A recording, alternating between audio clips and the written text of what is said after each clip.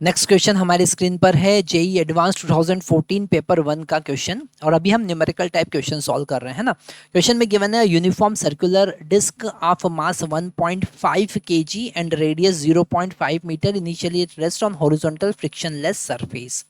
Three forces of equal magnitude F equal to 0.5 Newton are applied simultaneously along the three sides of equilateral triangle X Y Z. जैसा हमको यहाँ पर दिख रहा है, force भी यहाँ पर दिख रहे हैं with vertices on the periphery of the disc see in figure.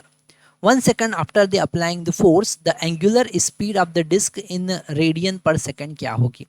तो यहाँ पर ये जो फोर्स हम अप्लाई कर रहे हैं इसके दो कंपोनेंट हमको देखना पड़ेगा, एक इस डिस्क के टेंजेंशियल और एक डिस्क जो सेंटर ऑफ मास से पास हो रहा है ना। एक जो सेंटर ऑफ मास से पास हो रहा है, जैसे यहाँ पर अगर हम ये फोर्स देखें तो ये है इसका रेडियस, तो ये है नॉर्मल कंपोनेंट, तो एफ का एक नॉर्मल कंपोनेंट होगा और एक टेंजेंशियल कंपोनेंट होगा, ठीक है।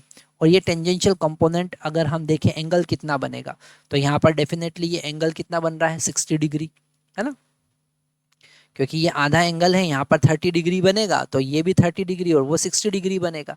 तो ये जो नॉर्मल कंपोनेंट है ये इसको टॉर्क प्रोवाइड नहीं करेगा, टेंजेंशियल कंपोनेंट टॉर्क प्रोवाइड करेगा।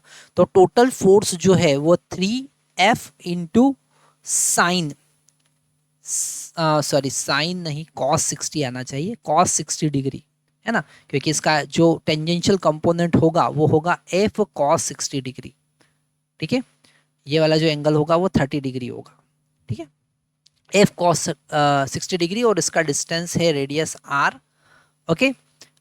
तो ये हो गया टॉर्क और इसको हम लिखेंगे I इंटू अल्फा के बराबर। यहाँ से अल्फा कैलकुलेट करेंगे, चूंकि हमको यहाँ पर ओमेगा फाइंड करना है तो omega is equal to alpha into T हो जाएगा, और टी का वैल्यू तो 1 सेकेंड गिवन है ना।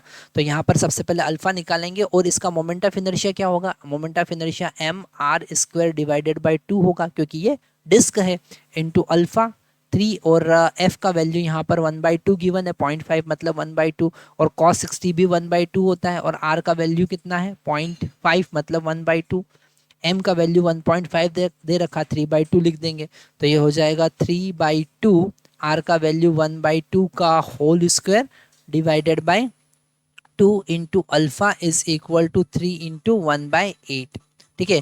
तो यहाँ से हम अल्फा कैलकुलेट करें, तो यहाँ पर अल्फ़ा हम कैलकुलेट करेंगे, ये डेफिनेटली यहाँ पर 3 और 1 2 3 4 मतलब 16 अल्फ़ा इज़ इक्वल टू 3/8।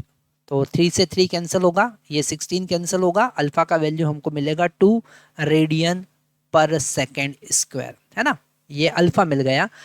तो ओमेगा का वैल्यू कितना होगा, अल्फ़ा इंटू 1 मतलब कि 2, तो यहाँ पर एंटर करना है आपको 2। Thank you very much.